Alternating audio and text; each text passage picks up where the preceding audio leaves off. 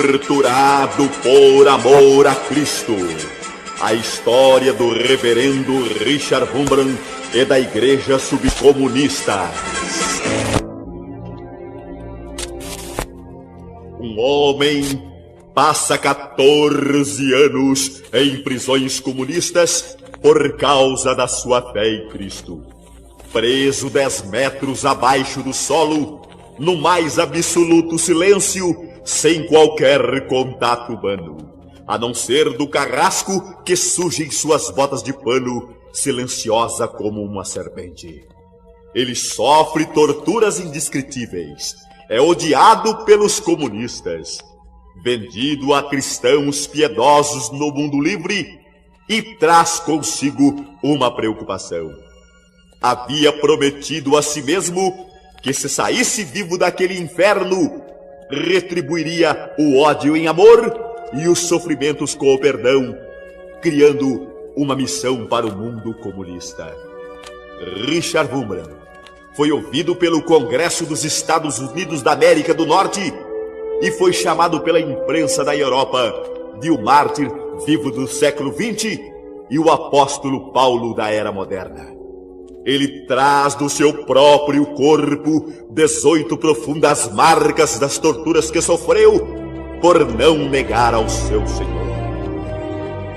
Torturado por amor a Cristo. O comovente drama vivido por um homem e sua família e que retrata fielmente o sofrimento do povo de Deus nos países comunistas por causa da sua fé em Cristo Jesus. Senhores,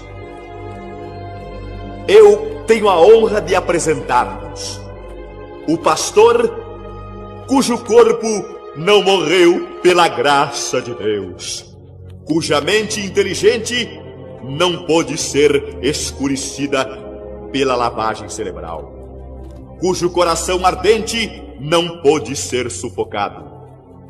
Pregador, professor de teologia, autor e mestre de 14 línguas, eu vos apresento o pastor Richard Wurmbrand.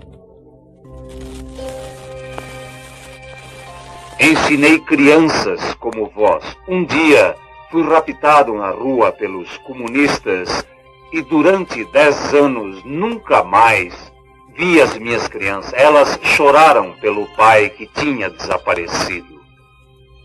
Ouçam, esposas, eu fui casado e ela foi presa ao mesmo tempo que eu também fui. Depois, durante anos, nunca soube se eu estava vivo ou morto. Disseram-lhe oficialmente que eu tinha morrido. Homens vieram ter com ela para lhe dizerem que eram prisioneiros libertados e que tinham assistido ao meu funeral. Mas minha mulher continuou a me esperar, porque eu tinha lhe aparecido numa visão. Vós que sois mães, escutem. Minha mãe morreu, e suas últimas palavras foram meu nome.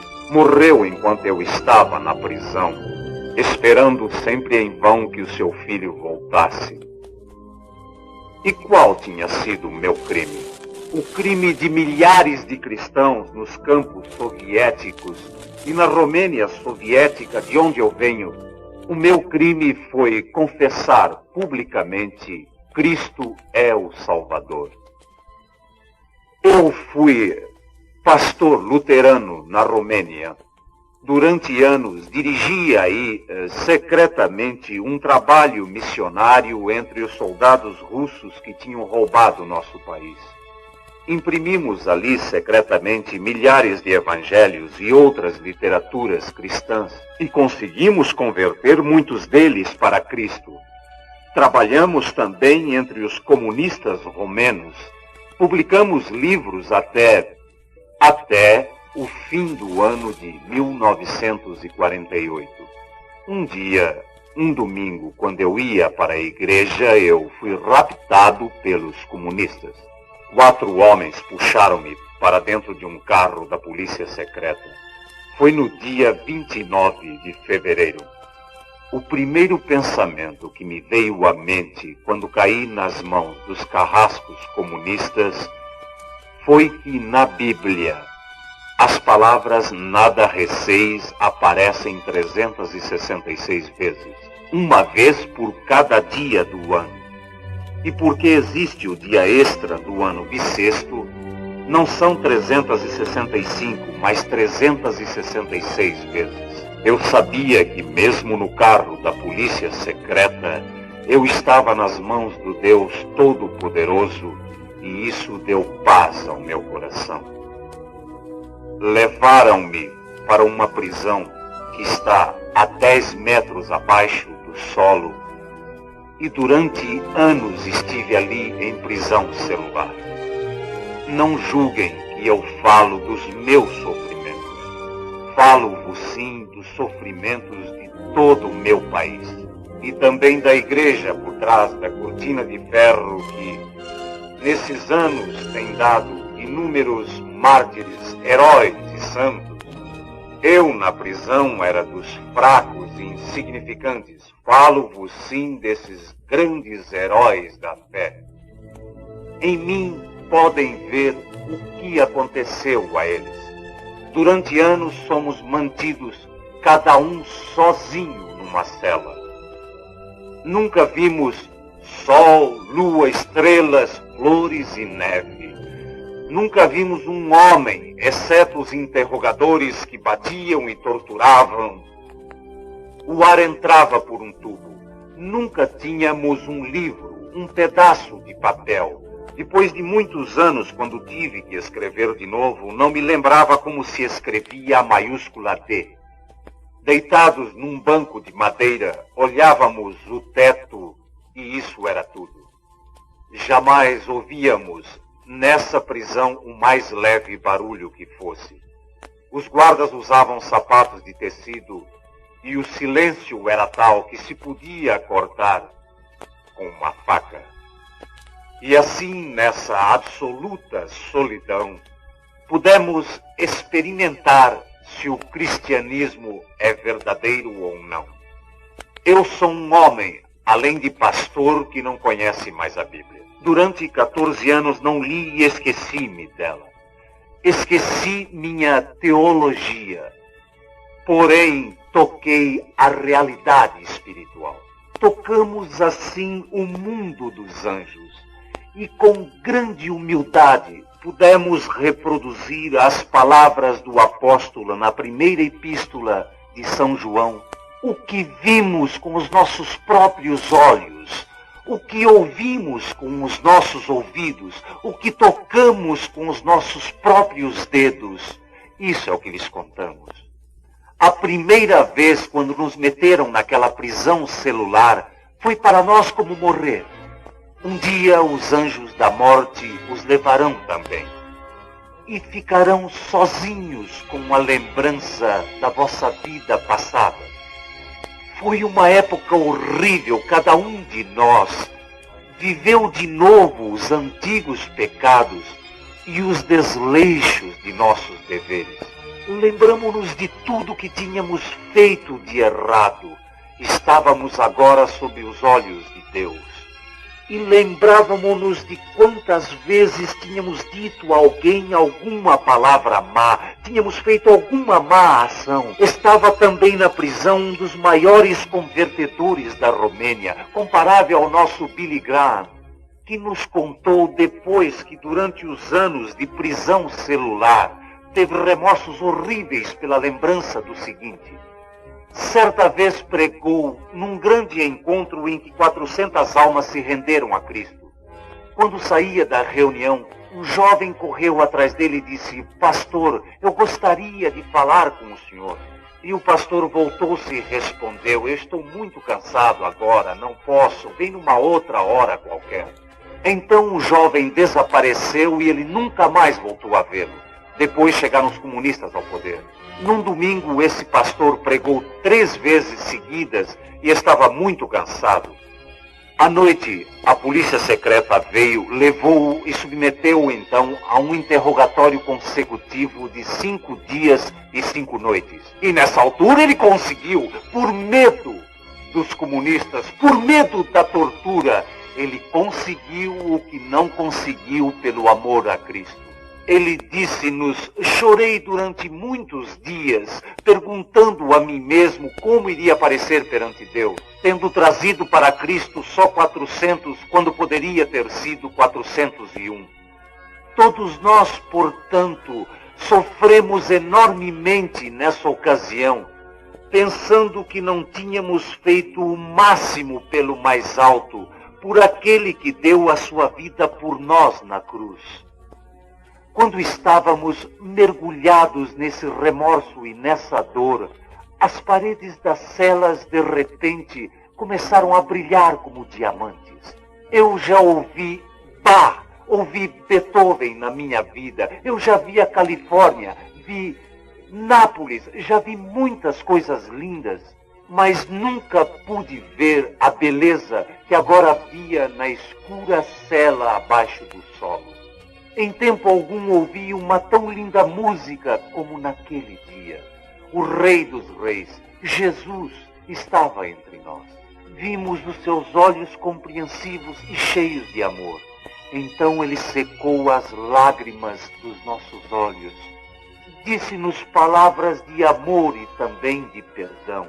Agora sabíamos que tudo aquilo que tinha sido mal nas nossas vidas tinha passado, tinha sido perdoado por Deus. Veio então um dia maravilhoso. A noiva estava nos braços do noivo. Estávamos com Cristo. Nem sabíamos que estávamos numa prisão. Por vezes levavam-nos para interrogatórios, batiam-nos, torturavam-nos. Mas tal como Santo Estevão, enquanto lhe atiravam pedras, não via os seus assassinos e nem as pedras, mas via o céu aberto e Jesus em pé à mão direita do Pai. Assim nunca mais vimos as torturas comunistas, nem tampouco estávamos ali na prisão. Estávamos rodeados por anjos, estávamos com Deus. Nós já não estávamos acreditando em Deus, nem em Cristo, nem nos anjos, só porque os versículos falam acerca disso. Nada mais sabíamos sobre a Bíblia, não porque os livros de teologia o afirmem, mas porque tivemos essa experiência. Depois de anos de prisão celular, aconteceu o pior. Puseram-nos juntos em grandes celas onde às vezes havia de 200 a 300 presos. Creiam todos vocês que me ouvem, sou um pastor, e meu dever seria dizer-vos toda a verdade. Não o posso fazer porque poderiam não aguentar a ouvir toda a verdade. Falo na presença de Deus. Na prisão de Piteste, prisioneiros cristãos foram amarrados a cruzes durante 4 dias e 4 noites consecutivos. De vez em quando as cruzes eram deitadas no chão sobre centenas de prisioneiros, a quem batiam até quase a morte, torturados para satisfazerem suas necessidades sobre os corpos dos crucificados. Quando colocavam as cruzes em pé, os comunistas começavam a escarnecer: olhem vosso Cristo, que bonito ele é, e que perfume traz do céu, e davam pontapés nos prisioneiros para que ajoelhassem, adorassem e venerassem este crucifixo vivo e enxovalhado. Padres e pastores, com centenas de prisioneiros, foram colocados numa cela com excrementos até a cintura. Deram-lhes um prato com excrementos e um outro com urina, e obrigaram-nos a dizer a sagrada liturgia sobre esses elementos. E alguns deles fizeram.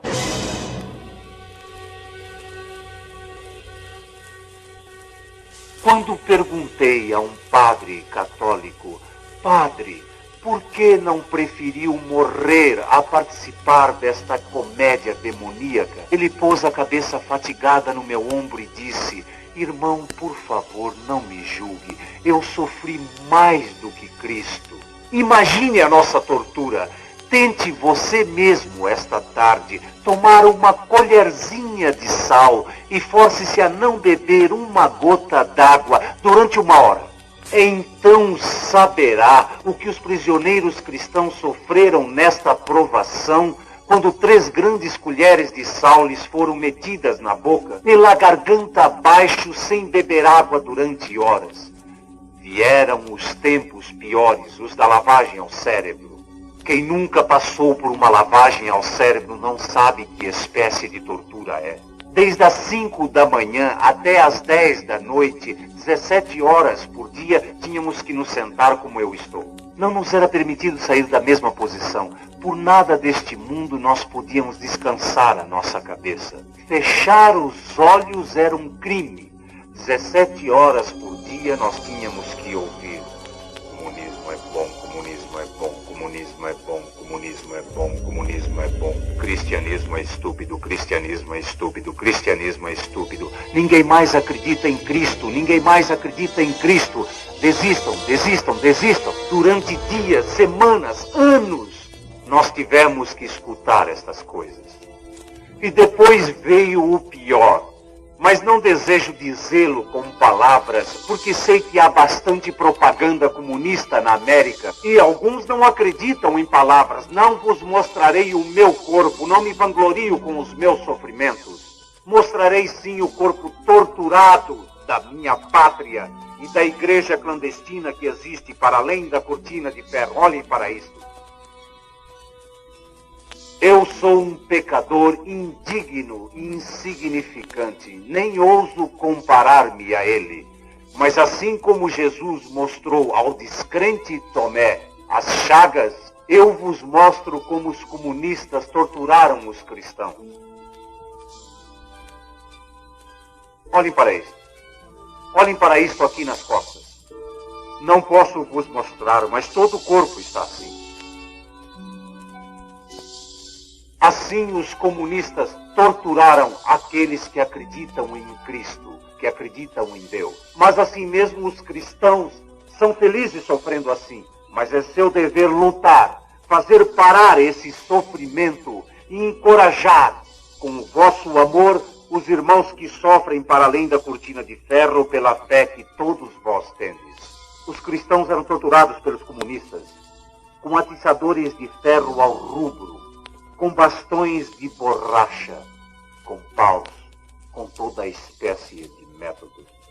Antes de deixar o país, chamaram-me 2 vezes a polícia secreta e disseram: prega Cristo conforme gostas no Ocidente, mas não fales contra nós, pois caso contrário, por $1000 nós arranjamos um gangster que te mata. Podemos raptar-te e trazer-te de volta, assim como muitos o têm sido no Ocidente. Ou podemos destruir a tua moral inventando uma história qualquer acerca de ti, uma história com uma mulher, ou de roubo, ou qualquer coisa. O que quer que fosse que eles inventassem acerca de mim, certamente diriam qualquer coisa. Mesmo que dissessem que eu era um assassino. Oswald, acaso, foi torturado aqui? Ruby foi torturado aqui? É um crime torturar até um assassino. Eu não vos disse, mostrei-vos o que os comunistas fazem aos cristãos. Então, um milagre aconteceu. Quando acontecia o pior, quando me torturavam como nunca tinha acontecido antes na história, assim como uma flor que vós esmagais com o pé, recompensa-vos com o seu perfume. Quanto mais éramos ridicularizados, quanto mais torturados, mais compaixão e amor tínhamos por aqueles que nos torturavam. Deve ficar claramente esclarecido que nós odiamos o comunismo com todas as forças. Este sistema demoníaco de ateísmo militante deve ser completamente derrotado se a igreja cristã quer sobreviver. Mas nós amamos o homem e perguntamos a nós próprios de que maneira o conquistaremos para Cristo.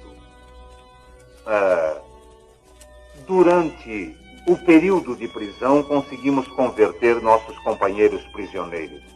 Mesmo nos anos de prisão celular, no grande silêncio era possível ouvir-se durante a noite barulhos discretos.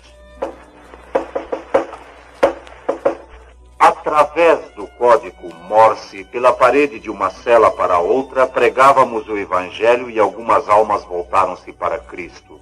mas fizemos a grande experiência, a mesma experiência dos Sermões dos Apóstolos, capítulo 16. Nós, prisioneiros andrajosos, eu não me lavava há 3 anos, por isso podem imaginar o meu aspecto. Tínhamos à nossa frente os oficiais comunistas, pomposamente vestidos. Manifestamo-nos acerca de Cristo e conseguimos convertê-los. Eu próprio tive na minha frente um oficial comunista com um bastão de borracha nas mãos. Falei-lhe do amor de Cristo, sobre o paraíso e de Deus. Ele colocou o bastão de borracha do seu lado e me perguntou: Sr. Fulbrand, como é que o senhor pode me amar? Eu nunca amaria alguém que me pusesse na prisão e me batesse. Falei-lhe então do novo caráter, do novo coração que Cristo dá ao homem. E ele tornou este amor personificado, tornou-se nosso irmão. Entrou na prisão por ter tomado a nossa defesa. Nós éramos prisioneiros, mas tentávamos. Conseguimos converter o nosso primeiro-ministro, George Bush, que depois de ter posto na prisão milhares de cristãos, morreu confessando os pecados e recebendo a sagrada comunhão, alterando toda a sua vida. O cristianismo é o conquistador porque sempre tem Deus do seu lado. Tínhamos feito a experiência de que os comunistas podem se converter, enquanto a cristianização se pode fazer atrás da cortina de ferro. Existem igrejas de exibição que não valem nada, mas em todos os países comunistas existem a igreja clandestina, onde simples camponeses, simples trabalhadores, homens, pastores, andam de lugar para lugar, arriscando sua vida, arriscando a liberdade, arriscando as famílias. Trabalham e pregam, e os comunistas verificaram que em 20 anos de ditadura na Romênia, o número de cristãos praticantes aumentou em 300%. Jesus disse: vai e ensina a todas as nações, faça discípulos de todas as nações. Tendo ele dito isso, será justo que paremos na cortina de ferro? Normalmente dizem-nos: mas vocês não podem trabalhar lá. Certamente não podemos trabalhar pelos métodos normais. Mas aqui é que devemos estar preparados para amar, como os primeiros cristãos amaram, e a dar as nossas vidas, como os primeiros cristãos fizeram. Assim poderemos trabalhar por detrás da cortina de ferro. Vou contar-vos de minha última aula de confirmação na Romênia. Sou pastor luterano. E numa manhã de domingo, levei um grupo de 10 a 15 jovens, rapazes e moças, ao jardim zoológico para ver os covis dos leões e dos tigres, e ali disse-lhes: os vossos antepassados eram atirados às feras pela sua fé e amor a Cristo, e morriam alegremente pelo seu Salvador. Podeis também ser presos, podem bater-vos, torturar-vos, matar-vos. Decidam-se, pois, se desejam ser cristãos ou não. Eles tinham lágrimas nos olhos quando disseram sim. Não os incomodamos com perguntas só sobre os versículos da Bíblia que não sabiam. Nós não tínhamos Bíblia e nem eu podia interrogá-los, visto que em 14 anos de prisão eu já havia esquecido a Bíblia. Na prisão estávamos horrivelmente drogados, incalculavelmente esfameados. Houve um tempo em que comemos somente uma fatia de pão por semana. Mas quando esquecemos a teologia, mas quando esquecemos a Bíblia, quando esquecemos a verdade da verdade, quando em Deus está a verdade, depois ainda conseguimos sentir o seu amor por este povo que vive atrás da cortina de ferro, oprimido, ridicularizado, e o seu amor por aqueles que ridicularizam e oprimem. E lá nas prisões comunistas, tomamos a decisão, se algum dia algum de nós tivesse o privilégio de voltar ao Ocidente, recompensaríamos aqueles que nos tinham perseguido, criando uma missão para os comunistas. Cristo na sua coroa tem muitas pedras preciosas, tem diamantes brancos, safiras azuis, topázios amarelos. Devia ter também os rubis vermelhos do comunismo. Cristo é o rei dos judeus, dos gentios, da igreja. Devia ser dos comunistas também. Ajudai-nos, mestre, nesse trabalho.